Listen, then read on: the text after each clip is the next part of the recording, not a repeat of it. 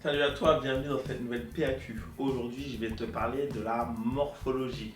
Et est-ce que c'est un élément déterminant pour atteindre son meilleur niveau au tennis de table? Alors tout d'abord, je vais te parler d'autres sports donc pour voir un petit peu le parallèle. Je vais te parler de football. Donc, au football, effectivement, donc, on le voit souvent notamment dans les catégories jeunes, donc des jeunes avec beaucoup de technique, mais on ne peut pas les faire passer au niveau supérieur parce qu'ils n'ont pas malheureusement assez grandi, ils ne courent pas, ils n'ont pas d'assez grandes jambes pour gagner en vitesse de course et donc ça les handicape réellement. Donc ça c'est un élément que leur morphologie va être véritablement important. Tout comme par exemple en natation. Donc en natation, même si vous êtes des catégories jeunes et que vous avez une excellente technique et que vous nagez très très vite, si à un moment donné vous n'avez pas la poussée de croissance nécessaire, vous allez perdre en vitesse par rapport à ceux qui à chaque battement vont gagner des mètres et en fin de compte, malgré une technique supérieure, ils toucheront toujours le bord supérieur avant vous. Donc la morphologie est un élément déterminant dans ces deux catégories.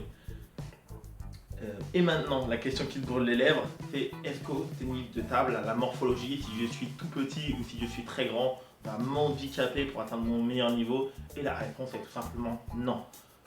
Si tu joues depuis longtemps au tennis de table, bien évidemment tu es au courant, c'est pour cela qu'il y a des jeunes compétitifs à très très haut niveau, donc avec des benjamins, minimes, cadets, malgré leur petite taille, ils arrivent grâce à une excellente technique de déplacement, beaucoup d'entraînement, une excellente technique gestuelle, de toucher, de sensation, être compétitif, même contre des seniors, car la force n'est pas l'arme principale au tennis de table. Donc ça va être la justesse, le placement, la technique, tout simplement.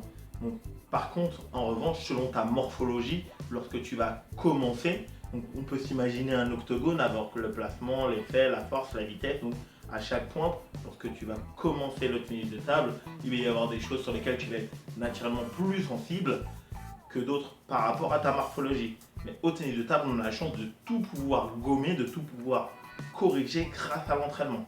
Donc là, peu importe que tu sois tout petit, et je vais te donner un exemple juste après.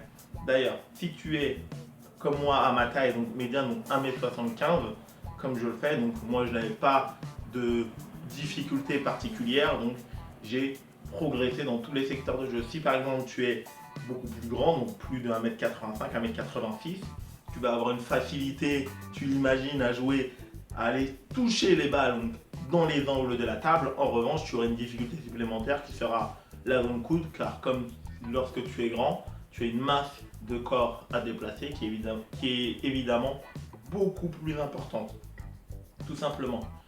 Maintenant, je vais faire un petit parallèle avec les vétérans.